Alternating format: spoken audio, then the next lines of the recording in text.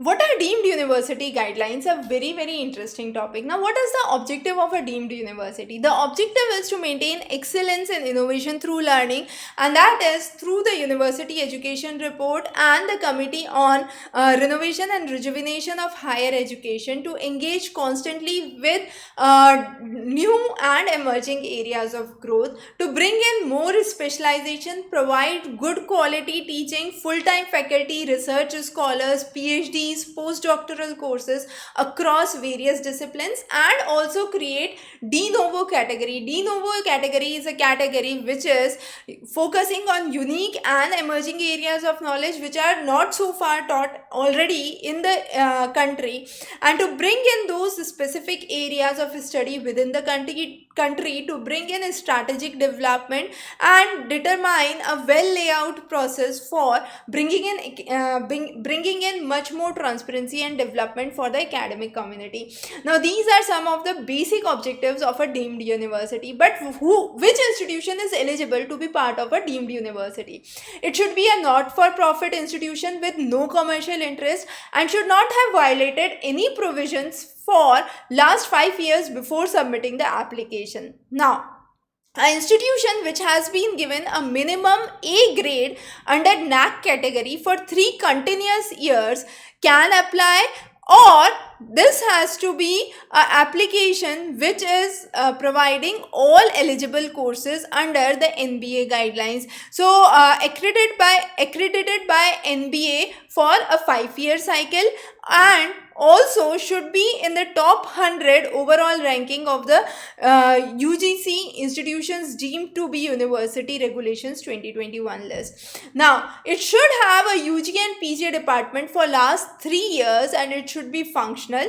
It should be involved with various research activities. Full-time academic faculty and research should go on. It should have good quality infrastructure to work on with the recent information resources, and also should have a very good system for research publication, and should have at least 5 postgraduate departments which are functional since last 3 years. So those are some of the guidelines which ensure that the institute would be eligible as a deemed university. Now, there would be a vice chancellor who would be the chairperson as a part of board of management.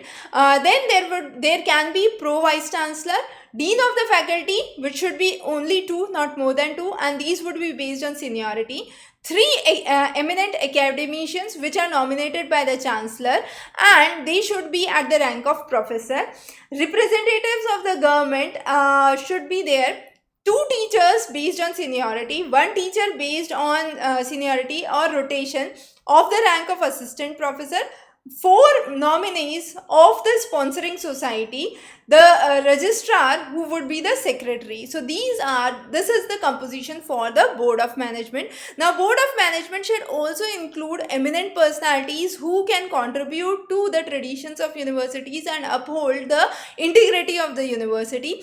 The highest governing body is headed by the vice chancellor, and the body would have minimum 10 members, maximum 15 members. So I can say 10 to 15 members, and shall have this board of management of the institute shall be independent of the sponsoring body in order to perform any academic task or administrative responsibility. So, for academic purposes and administrative purposes, this would be totally independent body, independent of the sponsoring agency. Now, as far as the infrastructure is concerned, minimum 1000 square meters of area would be required, and minimum 15,000 square meters should be as part of 1000 square meters as part of the administrative building, 15,000 square meters as part of the academic building, which so this is the administrative building 1000, and this is the academic building. So academic building, then the lecture hall, theater, laboratories, and minimum 40% should be dedicated as the open space of the total area. Now, in case, what is the corpus fund? In case the institutions are not maintained or financed by the government, they would create a corpus fund. Now, this corpus fund would be more or less permanent in nature and would be a proposed institution.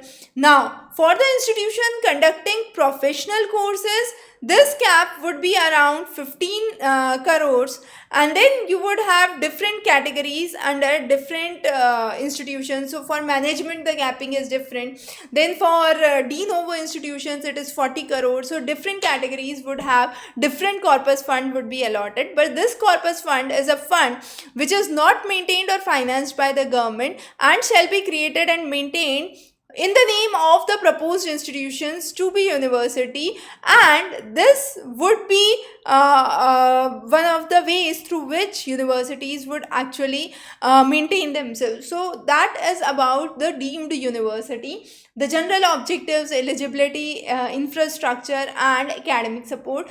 We would be focusing on many important topics for your NET paper 1 higher education. Stay tuned for updates. Wish you very good luck.